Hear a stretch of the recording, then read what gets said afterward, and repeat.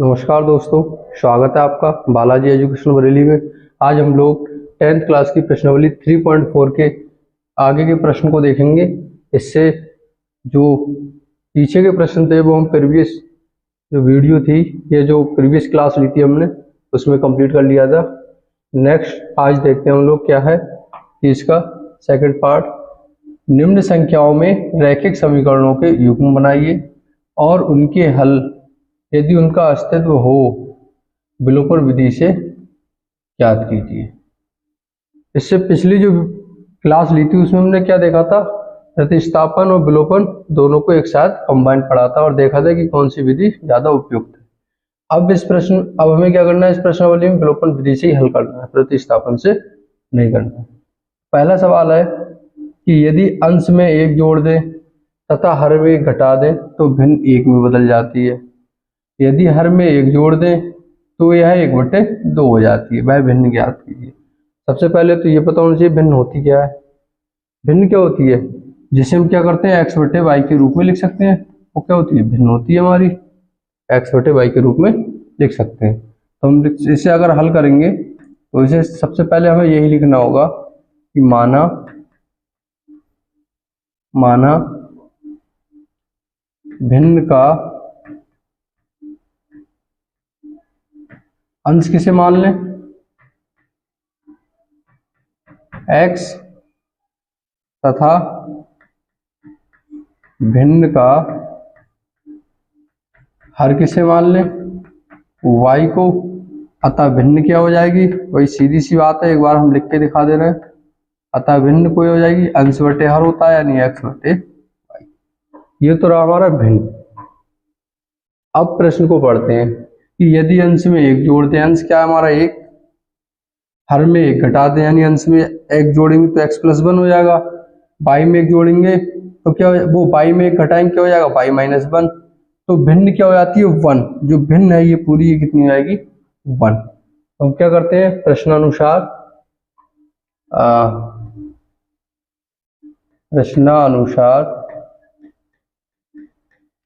प्रश्न के अनुसार यदि हम देखेंगे क्या है कि अंश में एक जोड़ दें, अंश क्या था x+1 कर दिया बटे, हर में एक घटा दें यानी कि y, और ये घटाएंगे तो क्या आएगा -1। तो ये भिन्न क्या है, 1 हो जाती है, 1। ठीक है, एक होगी। पहले से सॉल्व कर लेते हैं। जब सॉल्व करेंगे इसकी इधर गुणा करेंगे ना तो ये आएगा x+1 और एक में गुणा करेंगे इसका कोई फर्क नहीं पड़ेगा, y-1। यानी क्या आएगा, y को हम इधर उठा ला रहा है तो x माइनस वाई क्या हो गया, -2। क्या हो गया, -2। यानी कि इसे क्या मान ले रहे हैं हम, समीकरण 1। दूसरी पुनः प्रश्न अनुसार दोबारा क्या गया कहा है, प्रश्न में दोबारा बोला गया हमसे कि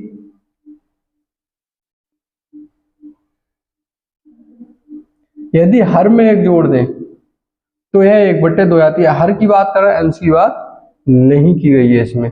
हर में एक जोड़ेंगे तो अंश ऐसी रहेगा, हर में जैसी हमने क्या जोड़ा 1 तो ये भिन्न क्या होगा, 1/2। तिरछी गुणा कर देंगे, ये क्या हो गया 2x, ये क्या आ जाएगा y+1। यानी कि इधर ले आएंगे तो 2x माइनस का y = 1, समीकरण हुई 2। अब हमारे पास दो समीकरण आ गई। इसे किससे करना है, विलोपन से। विलोपन में क्या बताया था हमने कि चर चाहे आप x ले लो या y ले लो, दोनों के गुणांक को सेम करके अल्टरनेट चिन्ह से उन्हें हम क्या करते हैं, सब्ट्रैक्ट कर देते हैं या कट जाते हैं वो एक दूसरे से। ठीक है, शेषफल क्या होता है, 0। कहने का मतलब ये आप समझिए। तो समीकरण इसमें y भी माइनस का है, इसमें भी y माइनस का है। हम क्या करते हैं, घटा देते हैं। समीकरण 2 माइनस समीकरण 1 देखते हैं घटाने पे क्या आता है। समीकरण 2 लिख दीजिए पहले, 2x minus y equal to 1। ये क्या दे रखा है, x minus y equal to -2। यही है, घटाएंगे ये चिन्ह बदलेगा, ये माइनस का हो जाएगा, ये प्लस का हो जाएगा और ये भी प्लस का हो जाएगा। ये क्या हो गया, सब्ट्रैक्ट हो गया, बचा क्या, 2x में से एक x जाएगा, x बचेगा। 1 प्लस का आया 2b प्लस का हो गया यानी कि 3। तो x का मान क्या आ गया 3। इस x के मान को उठा के हम समीकरण 1 में रख देते हैं या 2 में रख दीजिए, किसी में रख सकते हैं। x का मान समीकरण 1 में रखने पर, समीकरण 1 में रखिए x का मान। समीकरण 1 क्या है, x minus y equal to -2, यानी 3 माइनस वाई इक्वल टू -2। हम क्या करते हैं, y को उधर ले जा रहे हैं और 2 को इधर ले आ रहे हैं। क्या आ गया, y इक्वल टू 3 + 2। ठीक है, तो y का मान क्या आ गया 5। तो अब हम लिख देंगे, हमसे क्या पूछा था, भिन्न पूछी थी, अतः भिन्न क्या हो जाएगी हमारी, भाई भिन्न हमने x बटे वाई मानी थी। तो x का मान क्या आया था हमारा, x का क्या आया था 3 और y का कितना आ गया हमारा 5। तो ये हो जाएगा हमारा आंसर। ठीक है, आई होप समझ गए होंगे आप इस प्रश्न को। नेक्स्ट बढ़ते हैं। नेक्स्ट प्रश्न है एज का, यानी 5 वर्ष पूर्व नूरी की आयु सोनू की आयु की 3 गुनी थी। 5 वर्ष पहले की बात कर रहे हैं। और 10 वर्ष पश्चात नूरी की आयु सोनू की आयु की 2 गुनी हो जाएगी। यानी कि पूर्व और पश्चात बात की बात कर रहे हैं। लेकिन अगर हमें अपनी एज देखनी हो कि इस समय हमारी करंट में क्या है, तभी तो हम अपनी 5 साल पहले की या 5 साल बाद की निकाल पाएंगे। इसलिए हमें पहले वर्तमान की पता होना चाहिए। तो हम क्या करते हैं, इसे मान लेते हैं, लिखते हैं हम लोग, माना नूरी की एज मान ले रहे हैं,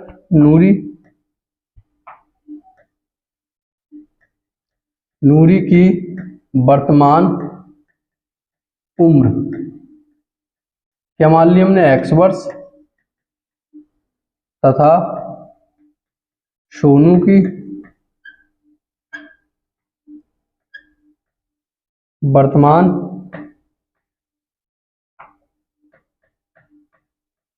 उम्र क्या मान लें हम, इसे मान लिया हमने y वर्ष। क्या हो गया, अब देखते हैं प्रश्न को प्रश्नानुसार। प्रश्नानुसार क्या हो जाएगा हमारा, कि कह रहे हैं 5 वर्ष पूर्व, तो इस पे लिख देते हैं 5 वर्ष पूर्व। अब 5 वर्ष पूर्व नूरी की आयु क्या रही होगी, 5 वर्ष पूर्व नूरी की आयु क्या रहेगी। अगर मान लीजिए अभी आपकी एज 20 वर्ष है, तो 5 वर्ष पहले कितनी रह गई होगी, यानी 15 माइनस कर देंगे। तो नूरी की वर्तमान आयु क्या थी x, और 5 वर्ष पूर्व पूछ रहे हैं, तो क्या कर देंगे हम लोग, 5 को माइनस कर देंगे।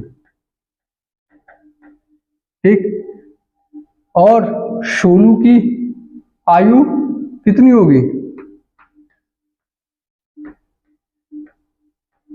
तथा सोनू की आयु, सोनू क्या मानी थी हमने 22, क्या हो जाएगी 22 - 5 वर्ष। यह तो हुआ 5 वर्ष पूर्व की बात। लेकिन कहा क्या गया कि नूरी की आयु सोनू की आयु की 3 गुनी थी। ठीक, तो प्रश्न के अनुसार यदि हम चलेंगे तो क्या होगा, प्रश्न के अनुसार कि जो नूरी की आयु है वो क्या है, सोनू की आयु की 3 गुनी। इस पे क्या कर लेंगे हम, इस पे क्या करेंगे, इन्हें आपस में सॉल्व करते हैं। ये क्या हो जाएगा, x - 5, ये हो गया 3y माइनस का 15, यानी कि इधर ले आएंगे x - 3y, और ये क्या हो गया माइनस का 15 और प्लस का 5, यानी x - 3y, ये हो गया माइनस का 10। ये क्या हो गया हमारा समीकरण 1। दूसरी समीकरण को देखेंगे हम लोग। दूसरा क्या है, आगे क्या बोला गया है प्रश्न में, आगे बोला गया है कि 10 वर्ष पश्चात 10 वर्ष के बाद की बात कर रहे हैं, 10 वर्ष के बाद की बात कर रहे हैं, तो इसमें लिखेंगे पुनः प्रश्नानुसार 10 वर्ष बाद, 10 वर्ष बाद, 10 वर्ष बाद क्या होगा, देखिए कि जो नूरी की वर्तमान आयु है वो क्या है, x वर्ष, तो 10 वर्ष बाद क्या हो जाएगी, नूरी की वर्तमान, 10 वर्ष बाद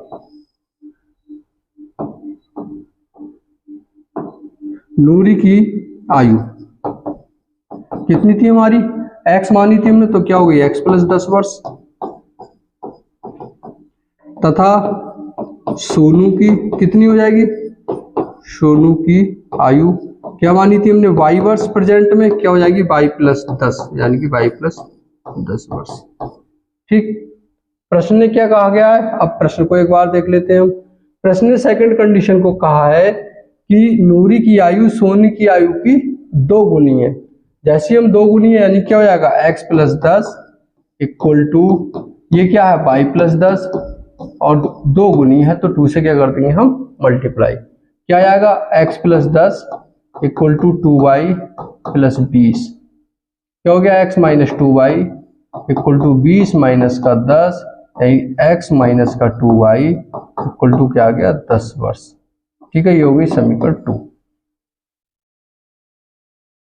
ठीक, अब हमारे पास 2 समीकरण दे रखी है, x माइनस 3y और x माइनस 2y।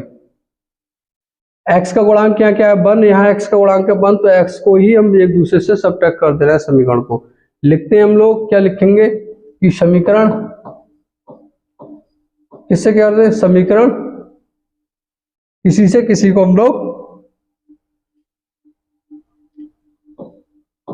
2 माइनस समीकरण 1, भाई दूसरी समीकरण से हटा रहा है, दूसरी क्या थी x minus 2y equal to 10, और समीकरण 1 क्या थी जिसे घटा रहा है x माइनस का 3y इक्वल टू माइनस का 10। चिन्ह चेंज होंगे, माइनस का, प्लस का और प्लस का, ये सब्ट्रैक्ट हो जाएंगे, बचेगा क्या भाई माइनस का 2y प्लस का 3y, बाई बचेगा, और 10 प्लस का और 10 प्लस का 20 आ जाएगा, यानी y का मान कितना आ गया 20। और बाई किसकी एज मानी थी हमने, सोनू की, तो सोनू की जो उम्र थी वर्तमान में वो क्या होगी 20 वर्ष।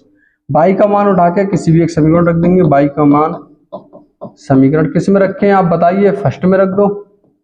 फर्स्ट में रखने पर हम लोग फ्री हैं, आप लोग फ्री हो, किसी भी समीकरण में एक समीकरण का मान निकालिए दूसरी समीकरण में रख दीजिए, सीधी सी बात। तो बाई का मान हमने निकाला, इसमें रखेंगे हम एक पहली समीकरण x minus 3y equal to minus 10, ये तो समीकरण है, ला दी x माइनस 3 इंटू 20 माइनस का 10, x माइनस का 60 इक्वल टू माइनस का 10, यानी कि यहाँ हम देखें तो x का मान क्या आएगा 60 माइनस का 10, यानी कि x का मान आ गया 50। और x किसकी एज मानी थी हमने, नूरी की, तो लिख देते हैं एक बार, अतः नूरी की वर्तमान आयु 50 वर्ष तथा सोनू की वर्तमान आयु कितनी हो गई भाई, बाई मानी थी हमने, बाई का मान कितना है 20, यानी कि 20 वर्ष। ठीक है, ये क्या होगा, ये हमारे आंसर हो गए। आई होप समझ गए होंगे आप लोग। नेक्स्ट बढ़ते हैं हम लोग।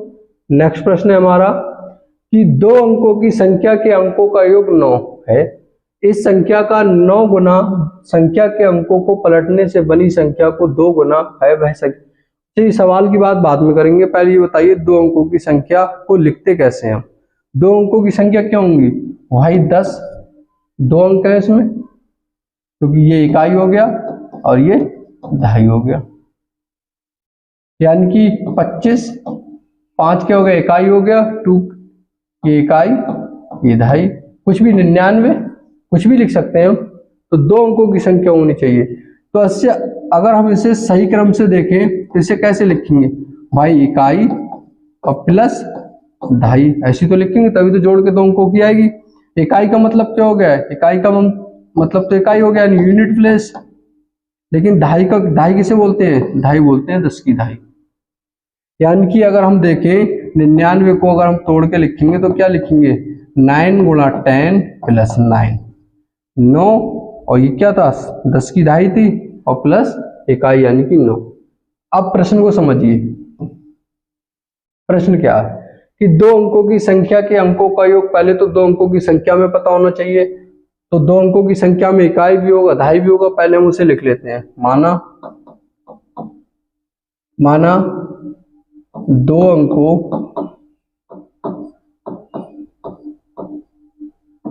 की संख्या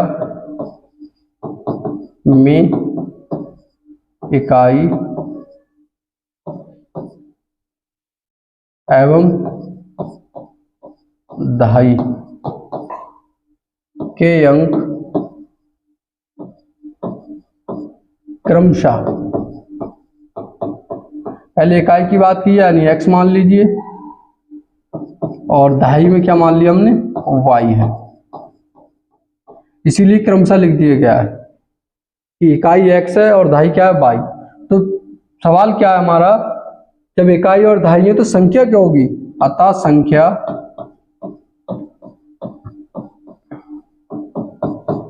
क्या लिखते हैं हम कि पहले अभी 99 को तोड़ा था हमने, ऐसे लिखेंगे, क्या लिख देंगे 10 की ढाई किसके साथ में, y के साथ में, और प्लस इकाई का अंक आ गया x।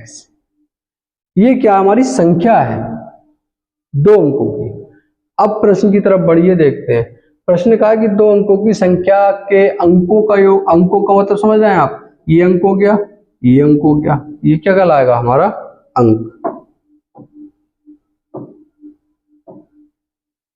तो प्रश्न में कहा गया प्रश्नानुसार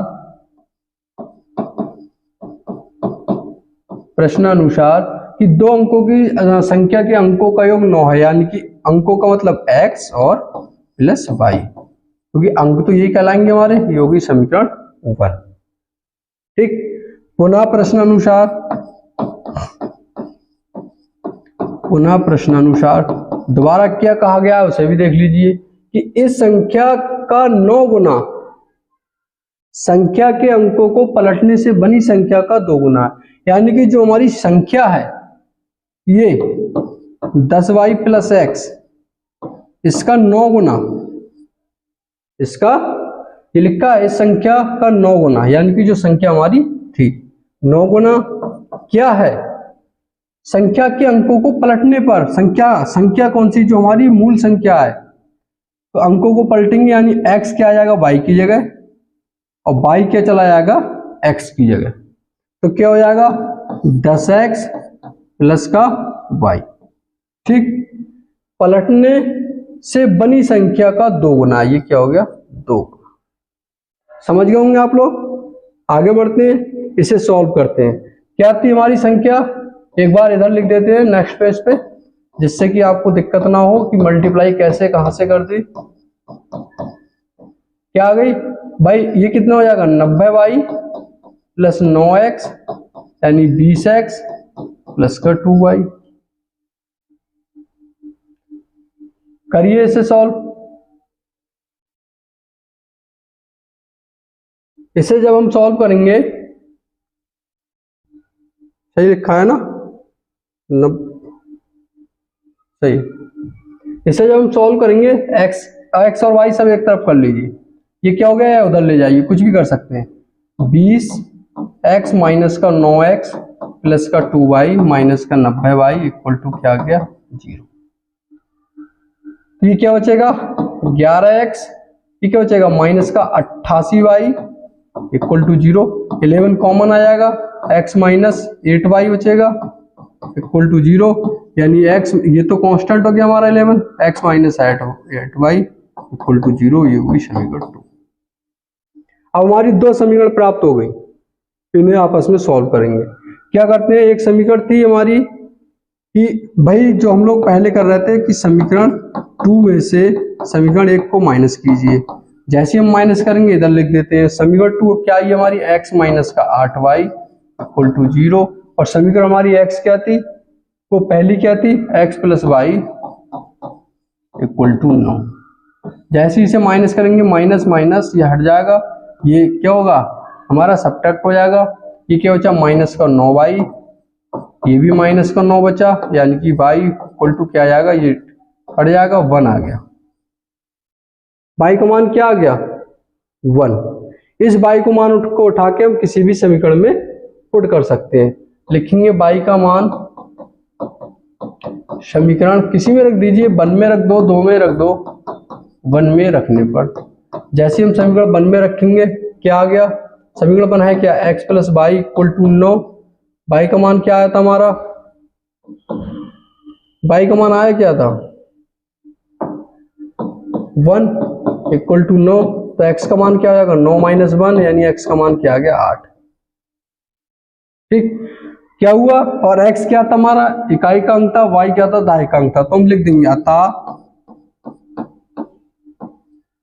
प्राप्त संख्या या मूल संख्या जो भी थी हमारी पहले क्या थी 10y प्लस x, क्या हो गया 10, y का मान क्या है हमारा 1 प्लस 8, ये हो गया 10 प्लस 8 इक्वल टू 18। तो हमारी 2 अंकों की जो संख्या थी, जो हमसे पूछा गया था कि 2 अंकों की संख्या बताइए, तो 2 अंकों की जो संख्या थी वो क्या थी हमारी 18। ठीक है, आई होप इस प्रश्न को आप अच्छे से समझ गए होंगे। आगे बढ़ते हैं हम लोग, आगे देखते हैं कि फोर्थ प्रश्न है इसी का। फोर्थ में दे रखा है कि मीना 2000 रुपए निकालने के लिए बैंक गई, यानी कि मीना बैंक जाती है 2000 रुपए निकालने के लिए। उसने खजांची, बोले तो कैशियर जो कैश देते हैं, ठीक है, खजांची से 50 रुपए और 100 रुपए के नोट देने के लिए कहा। मीना ने क्या कहा कि मुझे 50 रुपए के और 100 रुपए के ही नोट चाहिए। ठीक, मीना ने कुल 25 नोट प्राप्त किए। खजांची ने क्या किया कि उससे 50 के और 100 रुपए के 25 नोट दिए। तो प्रश्न यह है कि मीना को 50 के कितने नोट मिले थे और 100 रुपए के कितने नोट मिले थे। देखते हैं, इसे सॉल्व करते हैं। इसे सॉल्व करेंगे कि मीना 2000 निकालने के लिए बैंक गई, उसने खजांची से 50 रुपए और 100 रुपए के नोट देने के लिए। अब 50 रुपए के नोटों की संख्या मान लीजिए x और 100 रुपए के नोटों की संख्या मान लीजिए y। लिखते हैं, माना मीना द्वारा निकाले गए 50 रुपए के नोटों की संख्या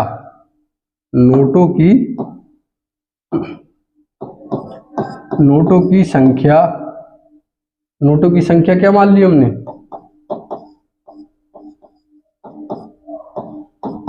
x, तथा मीना द्वारा निकाले गए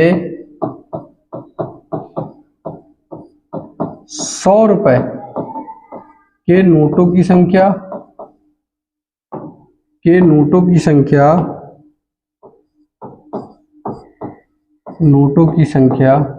क्या मान ली हमने y। आप देखिए कि जो 50 रुपए के नोट थी उसकी संख्या हमने मान ली है, जो 100 रुपए के नोटों की संख्या रही होगी उसे मान लिया y। अब प्रश्न को करते हैं प्रश्नानुसार, क्योंकि पहले हमें मान के ही सवाल को सॉल्व करना पड़ता है। तो उसने खजांची से 50 रुपए और 100 रुपए के नोट, अच्छा 50 रुपए और 100 रुपए के नोट जरूर मांगे, लेकिन कितने मांगे होंगे, कितने निकालने के लिए गए थे 2000, यानी कि 50 के नोट और 100 के नोट दोनों को अगर हम जोड़ेंगे तो कितने रुपए होना चाहिए टोटल 2000।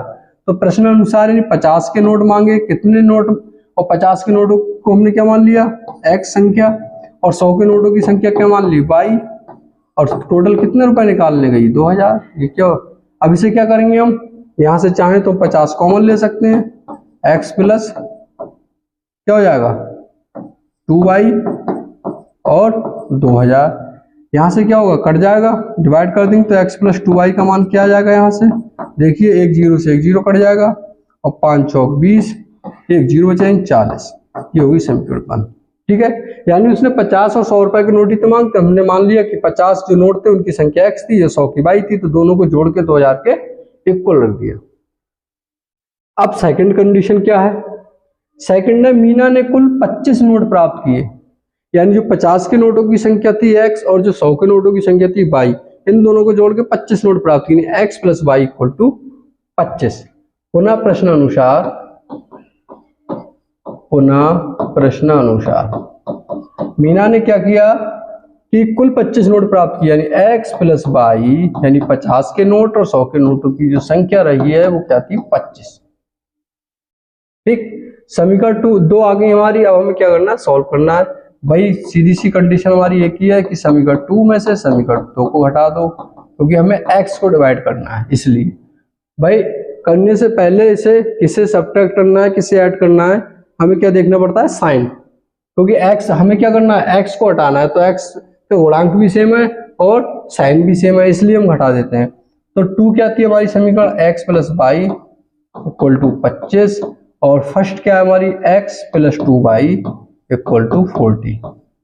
ये माइनस माइनस माइनस हो गया, ये सब्ट्रैक्ट हो गया हमारे, बचा क्या, प्लस वाई माइनस 2y, यानी माइनस का y बचेगा, और 25 में से 40 जाएगा तो माइनस का 15 बचेगा, यानी कि y का मान क्या आ गया, 15।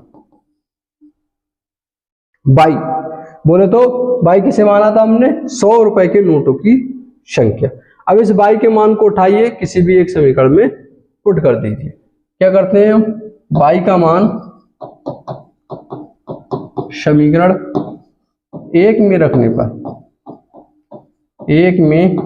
पर, जैसी समीकरण 1 में रखेंगे, समीकरण 1 है क्या हमारी, समीकरण 1 थी x plus 2y equal to 40, x plus 2y equal to 40, यानी x प्लस 2 गुणा 15 इक्वल टू 40, 15 दूनी क्या हो गया, 30, तो x का मान क्या आ गया, 40 का माइनस का 30, तो x का मान क्या आ गया हमारा, 10। तो लिख देंगे हम, अतः 50 के नोटों की 50 रुपए के नोटों की संख्या क्या मानी थी हमने, x मानी थी, और x का मान कितना आ गया था हमारा अभी, यानी कि 10, तथा 100 रुपए के नोटों की संख्या क्या मानी थी हमने, y, और y का मान कितना आ गया, 15। तो ये क्या हो गया हमारे आंसर। आप चाहो तो इन्हें जोड़ के भी देख सकते हो। जोड़ के कैसे, भाई क्या था, उसने 50 के और 100 के नोट ही तो मांगे थे। आप इसे चेक करना चाहो कि हमारा आंसर सही है नहीं, जांच। तो 50 के और 100 के नोट ही तो मांगे थे। 50 के नोट की संख्या कितनी आई है, 10, यानी गुणा 10। 100 के नोटों की संख्या कितनी आई, 15, यानी 15। इन्हें जोड़ के देखना आप, ये कितना हो गया 500, ये कितना हो गया 1500, तो ये 2000 ही तो आया है ना। ये तो फिलहाल केवल चेक करके देख लिया हमने कि आंसर सही आया है हमारा गलत। ठीक है, आगे बढ़ते हैं, नेक्स्ट पार्ट देखते हैं इसका, कि किराए पर पुस्तकें देने वाले किसी पुस्तकालय का प्रथम 3 दिनों का एक नियत किराया है। यानी कि प्रथम 3 दिन तक अगर हम कोई बुक लेते हैं किसी भी पुस्तकालय या लाइब्रेरी से या कहीं से भी, तो क्या अगर हम 3 दिन अपने पास पुस्तक रखते हैं तो उसका एक नियत किराया है। ठीक, नियत का मतलब अगर उन्होंने बोल दिया 3 दिन का अगर 10 रुपए है, तो चाहे हम 1 दिन में दे दें, 2 दिन में दे दें, 10 रुपए देना है। तो नियत किराया का मतलब ये है कांस्टेंट उन्होंने कह रखा है। उसके बाद क्या होगा वो देखते हैं। तो नियत किराया, उसके बाद प्रत्येक अतिरिक्त दिन का अलग किराया है, यानी कि 3 दिन के बाद चौथा दिन लगती किराया सब पर डिफरेंट हो जाता है। सरिता ने 7 दिनों के लिए एक पुस्तक ली और 27 रुपए अदा किए, जबकि सुशी ने एक पुस्तक 5 दिनों तक रखने का रुपए 21 अदा किया। नियत किराया और प्रत्येक अतिरिक्त किराया याद कीजिए। ठीक है, तो हम क्या करेंगे इसे, भाई हल करने के लिए सबसे पहले हम मानेंगे कि नियत किराया x रुपए है और अतिरिक्त किराया y रुपए। लिखते हैं, माना पुस्तक का नियत किराया क्या मान लिया, x रुपए, तथा पुस्तक का अतिरिक्त किराया क्या मान लिया हमने, y रुपए। ठीक है, अपनी तरफ से मान लिया। अब देखते हैं क्या है प्रश्न अनुसार। चलिए, प्रश्न में क्या कहा गया है, जो प्रश्न ने कहा है उसके अनुसार देखते हैं हम लोग। प्रश्नानुसार प्रश्न में कहा गया है कि पुस्तकालय प्रथम 3 दिनों का एक नियत किराया, ठीक है, उसके बाद अतिरिक्त दिनों, यहां से पढ़िए, सरिता ने 7 दिनों तक एक पुस्तक रखने के लिए 27 रुपए अदा किए। यानी सरिता ने 7 दिन पुस्तक रखी जिसके 27 रुपए दिए। अब एक बात बताइए, 27 दिन वो 7 दिन रखी जरूर उसने पुस्तक, लेकिन किराया कितने दिनों का दिया होगा भाई? 4 दिन का। भाई 7 दिन रखी है उसने, 3 दिन का नियत किराया है। नियत का मतलब एक निश्चित धनराशि है जो हमने x माना था, यानी कि 3 दिन का तो उसने x रुपए दिया होगा। बचे कितने दिन? 4 दिन। यानी 4 दिन का उसने अतिरिक्त भाड़ा दिया। जब 4 दिन का अतिरिक्त भाड़ा दिया होगा तो कितना दिया होगा भाई? बताइए आप लोग सक्षम है इस चीज को बताने में। भाई 4 दिन का दिया होगा किराया तो कितना दिया होगा? एक तो 4 दिन की बात कर रहे हैं तो 4 और अतिरिक्त किराया है कितना? y। क्या दिया होगा? 4y, यानी कि जो अतिरिक्त किराया है उसका 4 टाइम। ठीक, तो प्रश्न अनुसार क्या हो जाएगा हमारा कि x यानी नियत किराया 3 दिन का प्लस 4 दिन का क्या जाएगा? अतिरिक्त किराया, और कितने रुपए अदा किए थे? 27। ये होगी समीकरण 1। आप लोग समझ गए होंगे बहुत अच्छे से। आगे दे रहे हैं कि सुशी ने एक पुस्तक 5 दिनों तक रखने के लिए 21 रुपए दिए, यानी 5 दिन तक उसने पुस्तक रखी। अगर हम इसकी बात कर लें 5 दिन, तो 5 दिन में से भाई 3 दिन का तो निश्चित है x रुपए, यानी 2 दिन का उन्होंने और दिया होगा। कितना दिया होगा? 2, और कितना अतिरिक्त था? y, यानी 2y रुपए, यानी 2 टाइम्स। तो क्या करेंगे? पुनः प्रश्नानुसार अगर दोबारा से देखेंगे हम तो सुशी की बात कर रहे हैं इन्होंने, क्या हुआ? नियत किराया दिया होगा, 5 दिन की बात है, 2 दिन का और दिया होगा 2y रुपए, और टोटल कितना हुआ? 21। ये हो गई हमारी समीकरण 2। अब हम क्या करेंगे? समीकरण 1 से समीकरण 2 से समीकरण 1 को माइनस कर देते हैं। 2 माइनस समीकरण 1 माइनस कीजिए, इसे क्या आएगा? यानी x plus 2y equal to 21, और समीकरण 1 क्या है? x plus 4y equal to 27। कर लीजिए, ये माइनस माइनस माइनस हो जाएगा, ये क्या होगा? सब्ट्रैक्ट होगा, 2y में से 4y आएगा तो माइनस का 2y बचेगा। ये कितना बचेगा? माइनस का 6y। ठीक, 3 टाइम चला जाएगा, यानी y का मान आ गया 3। यानी कि जो अतिरिक्त किराया था दिन के हिसाब से वो 3 रुपया था। ठीक, हम लिख देंगे इसे एक बार। अच्छा, पहले y का मान आ गया, x का और निकालते हैं हम लोग।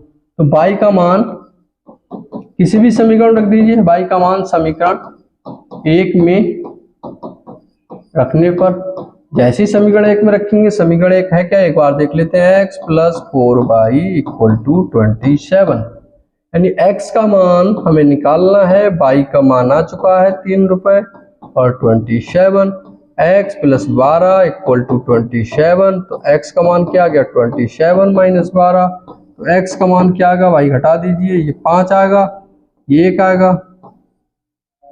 ठीक, तो क्या लिख देंगे हम? अतः पुस्तक का नियत भाड़ा क्या था? x माना था, x का मान कितना आया हमारा? 15, यानी 15 रुपए हमें 3 दिन का देना ही देना है। तथा पुस्तक का अतिरिक्त किराया, अतिरिक्त यानी पर डे के हिसाब से, अतिरिक्त एक बार लिख देते हैं, अतिरिक्त प्रतिदिन, इस टाइप से प्रतिदिन किराया क्या माना हमने? y, और y का मान हमारा कितना आ गया है? 3, यानी 3 रुपए।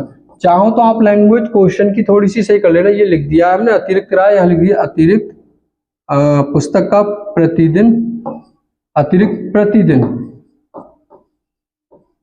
ठीक है, क्या है? y।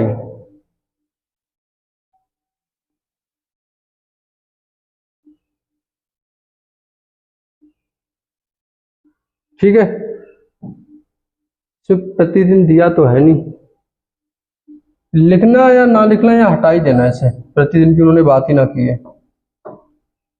अगर बात करते तो हम लिख देते।